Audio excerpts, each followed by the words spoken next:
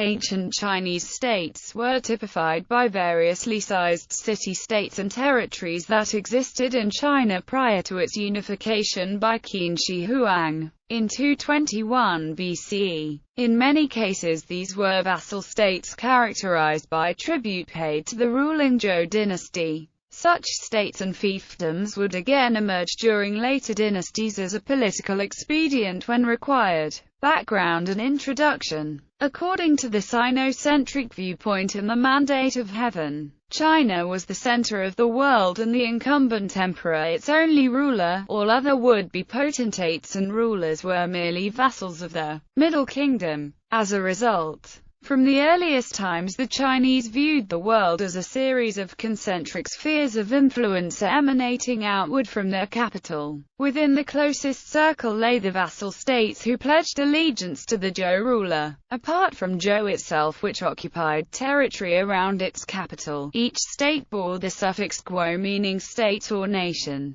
Of the 150 or so states, some were little more than a small fortified town or city, while others possessed a capital as well as other urban areas and controlled significant amounts of territory. History. Western Zhou. Following the overthrow of the Shang dynasty in 1046 BCE, the early kings made hereditary land grants to various relatives and descendants. These enforcements were accompanied by a title according to the 5 orders of nobility, with only the Zhou ruler bearing the title of king. Along with the land and title came a responsibility to support the Zhou king during an emergency and to pay ritual homage to the Zhou ancestors. In the Yellow River Valley of the earliest vassal states, the state of Kai was founded following a grant of land by the first Zhou king to his younger brother. Other states founded at this time included Cao, Jian, Jin, and Chen. The central state of Song was created as a land grant to the nobility of the defeated Shang dynasty. On the periphery, the states of Yan, Qi, and Jin in the north and northeast had more room to expand and grew into large states. In the south, Zhongyi was granted the fiefdom of Chu, which grew powerful, and its later rulers declared themselves kings.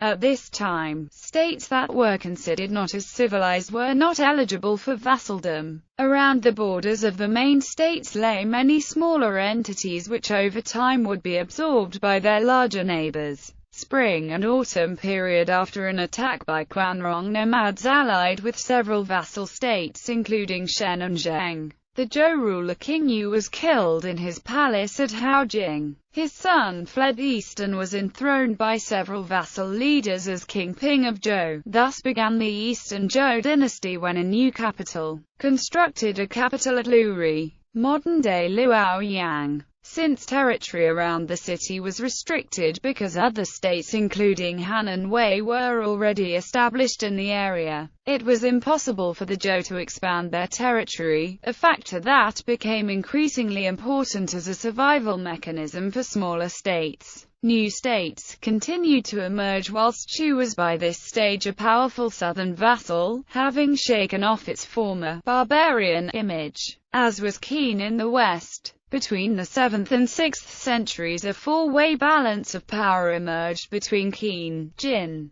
Chu and Qi, whilst a number of smaller states continued to exist between Jin and Qi. The state of Deng was overthrown by Chu in 678 BCE, followed by Qin's annexation of state of Hua in 627 BCE, establishing a pattern that would gradually see all smaller states eliminated. Towards the end of the spring and autumn period, wars between states became increasingly common and a pattern of alliances developed amongst the more powerful rulers, hegemons, as the power of the Zhou kings weakened. The spring and autumn period saw the emergence of hegemons who held power over all other vassal states to raise armies and attack mutual enemies. Meetings were also held between the current hegemon and the rulers of the vassal states, where ritual ceremonies took place that included swearing of oaths of allegiance to the current Zhou king and each other. Warring States period in 704 BCE. Chu state leader Zhongtong was the first vassal ruler to declare himself equal to the Zhou when he adopted the title King Wu of Chu. All the other states gradually followed suit until Zhou rule finally collapsed in 256 BCE. States continued to emerge, as in the case of Zhongshan in the north, which was established by the nomadic Baidai in the 5th century BC and would last until 295 BCE. By about 300 BCE, only 7 states remained: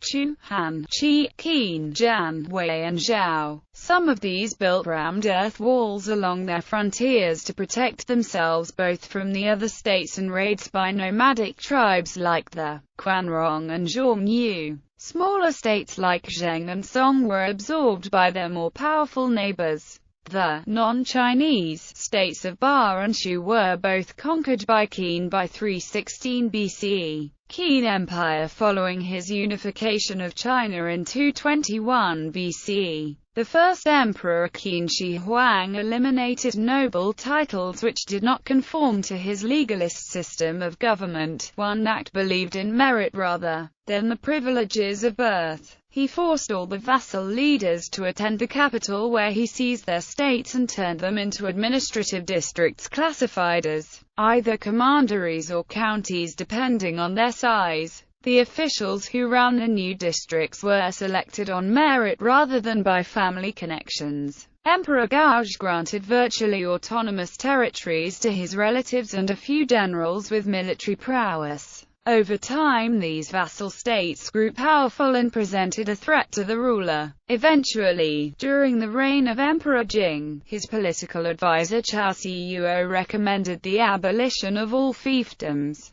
a policy that led in 154 BCE to the rebellion of the Seven Princes. The Prince of Wulu Bai revolted first and was followed by the rulers of 6 further states. The rebellion continued for 3 months until it was finally quelled. Later, Emperor Wu further weakened the power of the vassal states by eliminating many fiefdoms and restoring central control over their prefectures and counties.